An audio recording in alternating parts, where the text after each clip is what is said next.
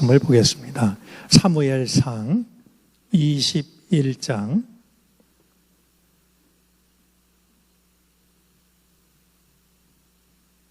10절부터 15절까지입니다.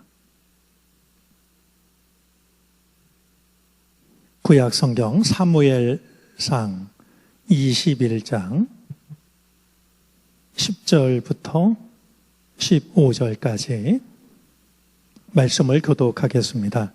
그날에 다윗이 사울을 두려워하여 일어나 도망하여 가드왕 아기스에게로 가니 아기스의 신하들이 아기스에게 말하되 이는 그 땅의 왕 다윗이 아니니까 무리가 춤추며 이 사람의 일을 노래하여 이르되 사울이 죽인 자는 천천히요 다윗은 만만히로다 하지 아니하였나이까 한지라.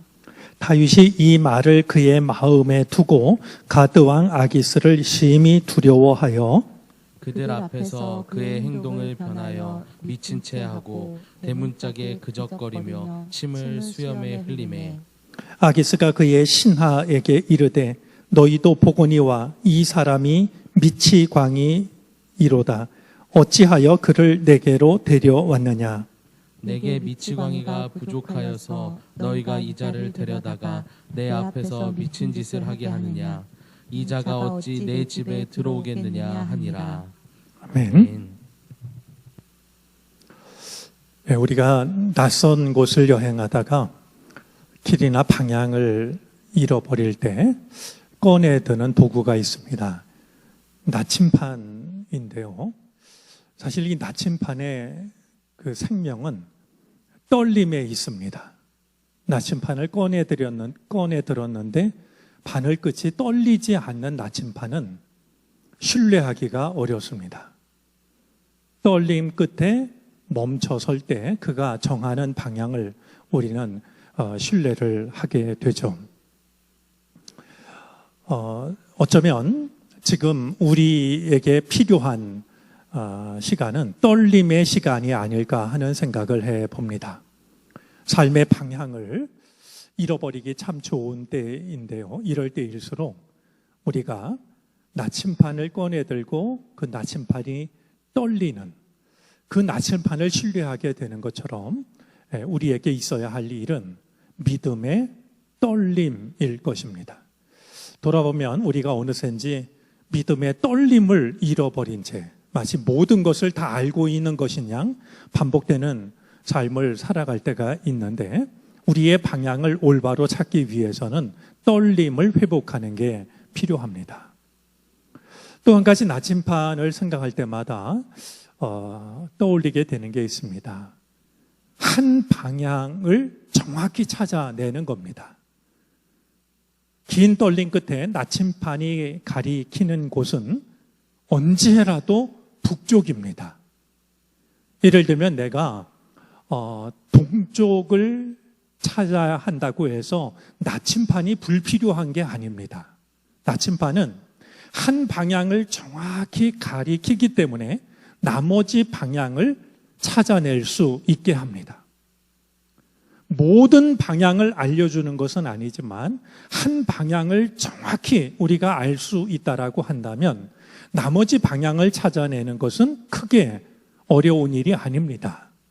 북쪽의 정반대는 남쪽이 될 것이고 북쪽과 남쪽을 정확히 알면 동쪽과 서쪽을 찾아내는 일은 크게 어려운 일이 아니기 때문입니다. 자, 그런 점에서 우리가 믿음의 떨림을 통해서 이제 정확하게 찾아내야 될 방향은 바로 주님의 뜻이 있는 곳이 될 겁니다. 그런 점에서 이 금요 기도회가 갖는 의미는 영혼의 떨림을 회복하고 그 떨림 끝에 마침내 주님의 뜻이 있는 그곳을 정확하게 알아차리는, 그래서 나머지 내 삶이 지금 어디에 있는지, 어떤 방향을 하고 있는지, 어떤 방향을 향하고 있는지를 찾아내는 것이라고 여겨집니다. 그만한 은혜를 사모하고 또 그런 은혜를 누릴 수 있는 이 시간이 되어질 수 있기를 바랍니다. 지난 주일에 우리는 말씀을 나누면서 근원적 목마름에 대해서 생각을 했습니다.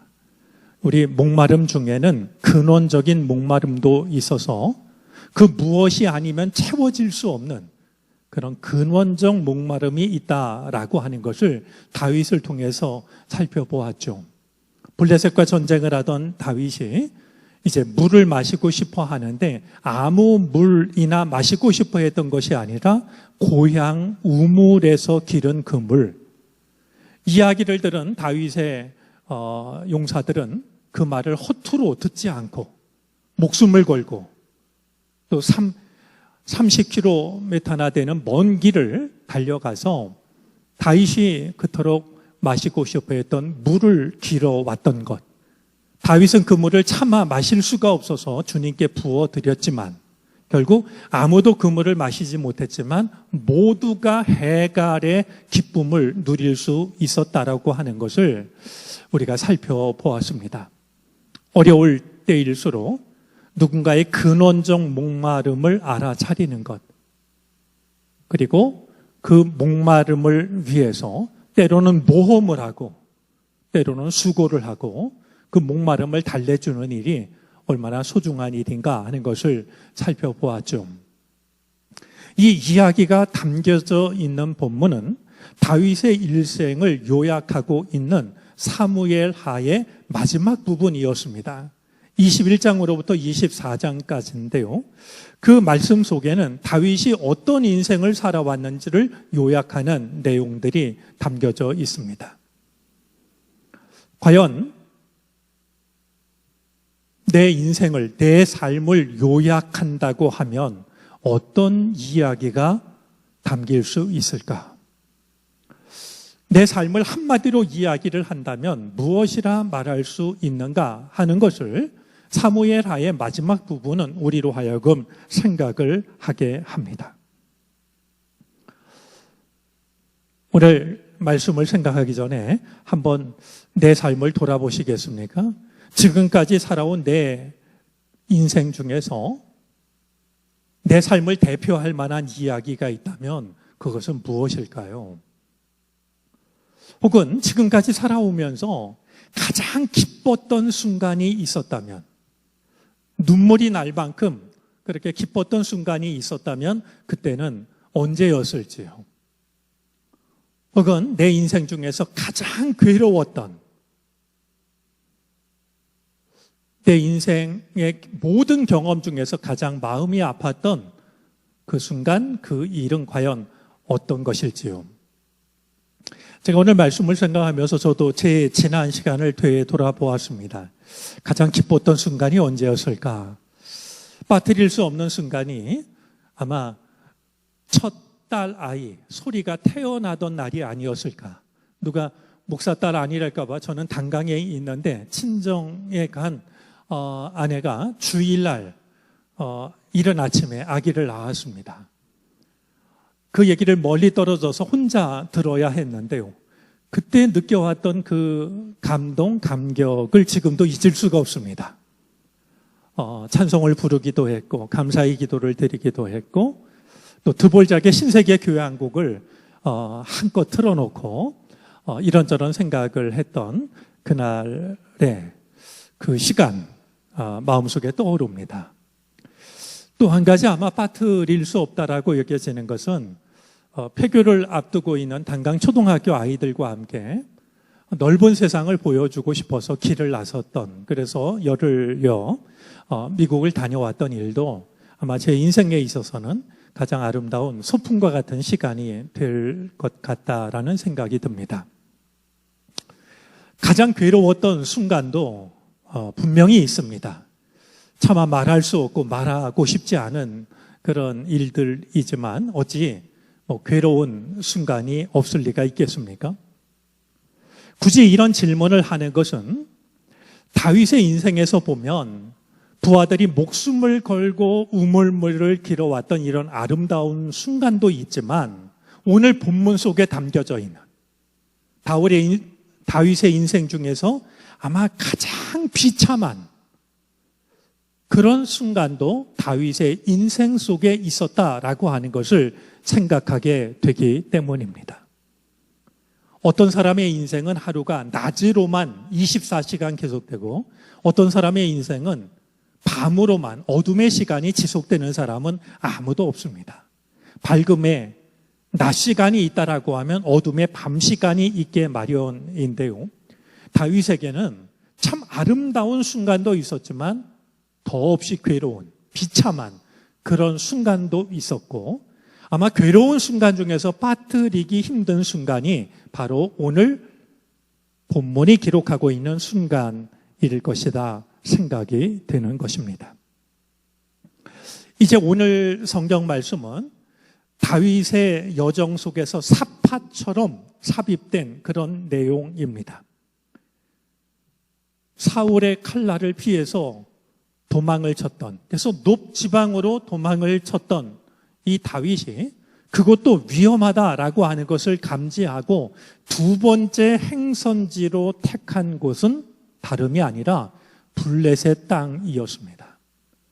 블레셋 땅으로 도망을 쳤다라고 하는 것은 아무리 안전하다 할지라도 이스라엘 안에서는 내 목숨을 지킬 수가 없다라고 하는 것을 직감했기 때문일 겁니다. 당시 블레셋과 이스라엘은 늘 전투를 하던 관계였기 때문에 오히려 적진이지만 그곳으로 피하는 것이 내가 안전을 도모할 수 있는 길이라고 생각을 했겠죠. 이제 이 다윗은 블레셋의 가드라고 하는 곳으로 피하는데요. 우리가 잘 알고 있는 것처럼 이 가드라는 곳은 이제 골리앗의 고향입니다. 뿐만 아니라 다윗이 첫 번째로 들렸던 이 놉이라는 곳으로부터 직선으로 남서쪽으로 37km 정도 떨어진 블레셋에 있어서는 5대 성읍 중에 하나입니다. 어쩌면 다윗이 이 가드를 찾았던 데에는요, 아마 이 가드라고 하는 이곳이 자신의 고향 베들레헴에서 가장 가까이에 있는 블레셋 성읍이었기 때문일지도 모릅니다. 이제 일정한 시간을 보내고 자신의 고향으로 피신하려고 했던 이런 다윗의 마음이 느껴집니다. 이제 이 다윗은 블레셋으로 피하면서 설마 블레셋 사람들이 자신을 알아볼 것이라고 하는 것은 전혀 생각하지 못했을 겁니다. 요즘처럼 지구촌 한쪽에서 어떤 일이 일어나면 전 세계가 금방 알아차리는 그런 시대는 아니지 않겠습니까?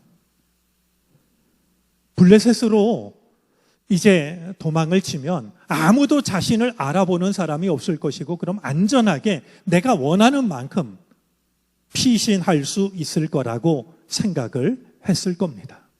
그러나 다윗의 생각은 여지없이 빗나가고 맙니다. 어떻게 알았던지 가드 왕 아기스의 신하들이 다윗을 알아봅니다. 그러면서 왕에게 말하기를 이 사람은 이스라엘의 실질적인 왕입니다. 그 땅의 왕일 뿐만 아니라 다윗이 한 일까지를 고합니다. 오늘 성경 말씀을 보면 11절인데요. 무리가 춤추며 이 사람의 일을 노래하여 이르되 사울이 죽인 자는 천천히요 다윗은 만만이로다 하지 아니하였나이까. 이 대목은요, 블레셋과 전쟁을 할 때 우리가 잘 알고 있는 것처럼 다윗이 골리앗을 죽임으로 전투에서 승리를 거뒀고 개선할 때 이스라엘의 여인들이 개선 행렬을 환영하면서 불렀던 바로 그 노래입니다. 이 노래를 알고 있다라고 하는 것은 필시 다윗이 골리앗 장군을 이겼다라고 하는 것을 알고 있는 말이죠. 자, 이 대목에서 한 가지 마음에 걸리는 게 있습니다. 아히멜렉 제사장을 찾아갔을 때요, 아히멜렉 제사장이 다윗에게 준 것 중에는요, 다윗이 원했던 빵만 주었던 것이 아니라 어떤 무기도 가지고 있지 못한 것을 보고서 다윗이 골리앗을 죽였을 때 골리앗에게서 빼앗았던 골리앗의 칼도 전해 주었습니다. 만약에 다윗이 블레셋으로 피하면서 골리앗의 칼을 지니고 있었다면, 그 칼이 나를 위험할 때 지켜줄 것이라고 생각해서 챙겼다면, 그것이 자신의 정체를 드러내는 빌미가 되지 않았을까 하는 생각도 해봅니다. 사실 다윗으로서는 다른 무기가 없었기 때문에 그 칼을 내려놓기가 쉽지 않았을 텐데요, 자랑이 될 수도 있고 위험할 때 나에게 힘이 될 수도 있을 거라고 생각했던 그 칼 하나가 그의 정체를 드러내는, 그를 곤경에 빠뜨리는 결과를 불러왔을지도 모릅니다. 내가 은근히 자랑하는 것, 끝까지 놓고 싶지 않은 것, 오히려 그것이 나를 무너지게 하는 빌미가 되기도 한다는 것을 생각하게 합니다. 세상에는 비밀이 따로 없구나라고 하는 것을 당시 텔레비전도 SNS도 그 어떤 것도 없는데 다윗이 이스라엘의 왕이라고 하는 것, 여인들이 불렀던 노래, 모든 것을 다 알고 있는 이 아기스의 신하들을 보면서 세상에 감출 수 있는 것이 따로 존재하지 않는다라고 하는 것도 생각을 하게 됩니다. 자, 이제 다윗으로서는 정말 결정적인 위기를 마주하고 있는 말이죠. 마치 사자의 입속으로 혹은 악어의 입속으로 스스로 걸어 들어가는 그런 순간을 맞이하고 있는 것을 부인할 길이 없습니다. 블레셋으로서는요, 자신들이 자랑하던 장군 골리앗을 죽였으니 말이죠, 이제 블레셋의 보복 대상 1호를 대자고 하면 사울보다도 다윗이었을 겁니다. 그런 다윗이 블레셋에 스스로 들어왔으니 다윗으로서는 절체절명의 위기를 만난 것이고요, 블레셋으로서는 자신들이 제거해야 될 첫 번째 대상인 다윗을 죽일 수 있는 가장 좋은 기회를 만난 셈이 되었습니다. 그 순간 다윗에게 밀려왔던 두려움이 얼마나 컸을까 어렵지 않게 짐작이 됩니다. 그런데 이 아기스의 신하들이 아기스 왕 앞에서 자신의 신분, 자신의 정체를 알아차렸을 때 다윗은 뜻밖의 선택을 합니다. 아마 다윗으로서는 무릎을 꿇고 목숨을 빌든지 아니면 가지고 있던 칼을 빼서 그들과 싸우든지, 선택의 범위가 크게 넓어 보이질 않습니다. 그런데 다윗이 했던 일은 쉽게 생각하기 힘든 일이었습니다. 갑자기 미친 척을 하기 시작한 겁니다. 오늘 13절 말씀에 보니까 그가 미친 척을 하며 했던 행동은 대문짝을 그적거리는 일, 대문짝에다 뭔가를 막 그리거나 쓰는 그런 일이었고, 수염에다가 침을 질질 흘리는 그런 행동이었습니다. 누군가가 볼 때는 연기를 참 잘한다라고 할지 몰라도 누군가를 즐겁게 하기 위한 연기가 아니라 목숨을 건 행동이었습니다. 목숨을 건 행동이 미친 척을 하는 것이었다니 말이죠. 이 상황이 참 아이러니한데요. 다윗으로서는 그야말로 필사의 연기를 했을 겁니다. 그 모습을 보고서 다윗 왕의 생사를 결정할 권한을 가지고 있는 아기스가 판단을 합니다. 아니, 웬 미치광이를 데려다가 대단한 존재처럼 말을 하고 있는 것일까? 오늘 말씀을 보면 약간의 짜증도 느낄 수 있고 약간의 분노도 느낄 수가 있습니다. 이제 우리가 한 가지 이해해야 할 부분이 있습니다.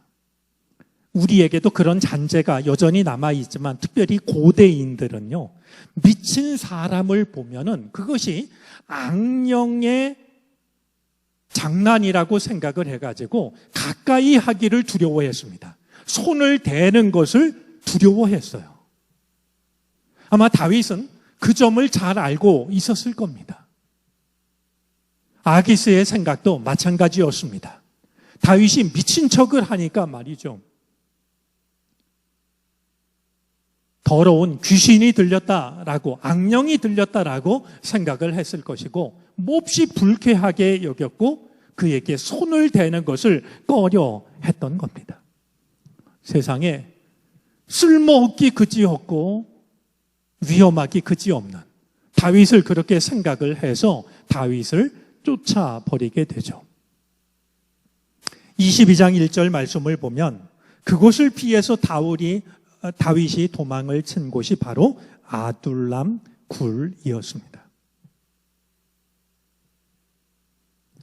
저는 오늘 말씀을 생각하면서 무저갱이라는 말을 떠올리게 됩니다.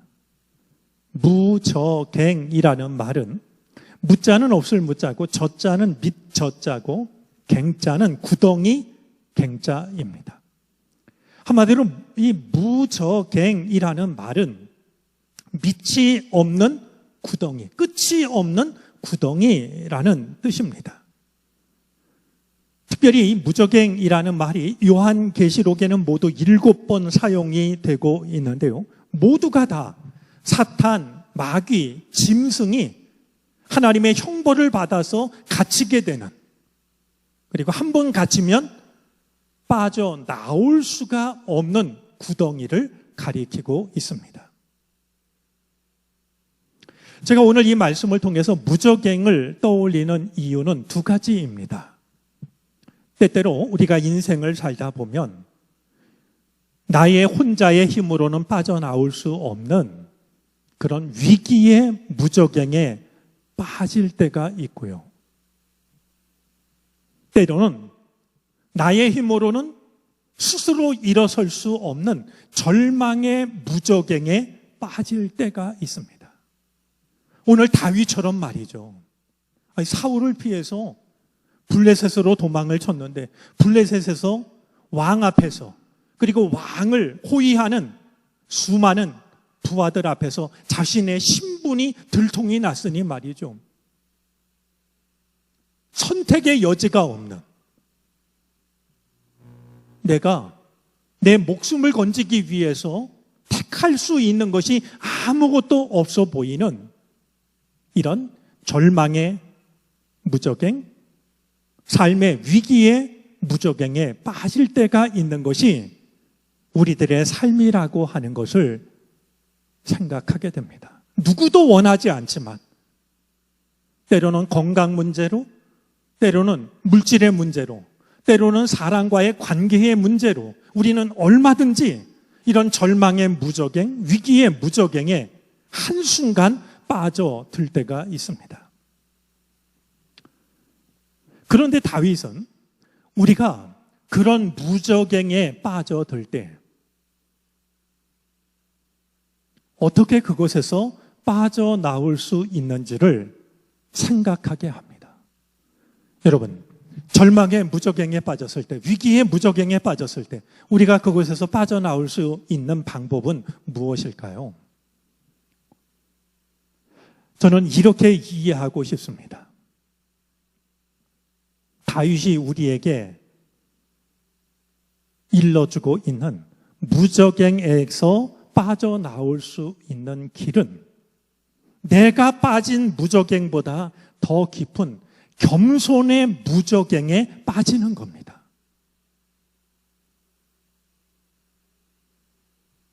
내가 왕이라고, 내가 골리앗을 죽였다고, 사울은 천천히고 나는 만만이라고 그렇게 자기 자신을 드러내거나 자랑하는 것이 아니라 미친 척을 했던 말이죠. 저는 미친 척을 하고 있는 이 다윗의 모습 속에서 그가 한순간에 처했던 절망의 무적행보다 더 깊은 겸손의 무적행으로 빠져드는 한 사람의 모습을 봅니다. 그것이 다윗을 살렸다라는 사실을 생각하게 되는 것이죠.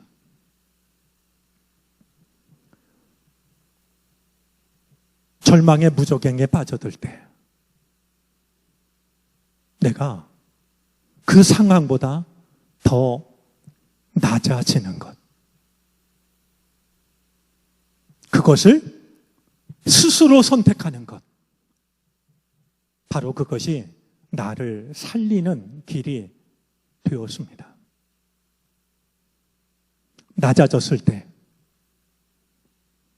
절망하고 낙심하지 마시고 얼마든지 겸손함으로 더 낮아질 수 있는,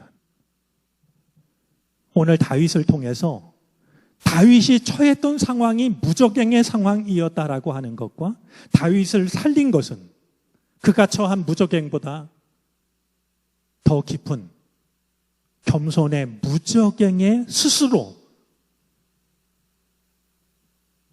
빠진 것, 그것이 다윗을 살려냈다라고 하는 사실을 기억하면서 무적행에 빠졌다라는 생각이 들 때마다 다윗의 선택을 기억하시고 무적행에 지지 말고 그보다 더 깊은 겸손함으로써 무적행에서 빠져나올 수 있는 우리들이 되어질 수 있게 되기를 바랍니다.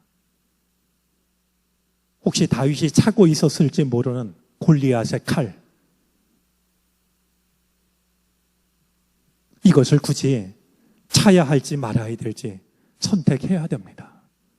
내가 이스라엘의 왕이라고, 내가 죽인 자는 천천히 아니라 만만이라고, 나는 골리앗도 죽인 사람이라고, 어떤 것도 도움이 되지 않았고 다윗을 살렸던 것은 미친 척을 하는, 자신이 처한 무적행보다 더 깊은 겸손의 무적행으로 내려가는 것이었다라고 하는 걸 기억하면서 나를 살릴 수 있는 것이 과연 무엇일지를 우리가 다윗을 통해서 마음에 담아두고 이 지혜가 필요할 때 그것을 선택할 수 있는 우리가 되어질 수 있기를 바랍니다. 기도하겠습니다. 꼼짝없이 죽게 된 다윗이었습니다. 하지만 그는 생각하기 힘든 선택을 했고 그것이 다윗을 살렸음을 말씀을 통해 생각합니다. 내가 죽인 골리앗의 칼을 자랑하지 않게 하시옵소서. 이스라엘의 왕이라는 신분을 드러내지 않게 해 주옵소서. 나를 향해 칭송했던 여인들의 노래를 떠올리지 않게 해 주옵소서. 내가 처한 절망의 무적행보다 더 깊은 겸손의 무적행으로 스스로 내려감으로 절망의 무적행으로부터 벗어나는 우리가 되게 하시옵소서. 우리를 힘들게 하는 많은 일들이 우리 주변 사방에 가득합니다. 주여, 가장 깊은 겸손의 자리로 나아가게 하여 주셔서 그것이 우리를 살리는 놀라운 은혜를 경험하게 해 주시옵소서. 이 시간 찬송과 기도로 우리가 잃어버렸던 떨림을 되찾게 하여 주시고 놓쳐버렸던 방향을 회복하게 해 주시옵소서. 주여 오셔서 우리의 마음을 다스려 주옵소서. 예수 그리스도의 이름으로 기도를 드립니다. 아멘.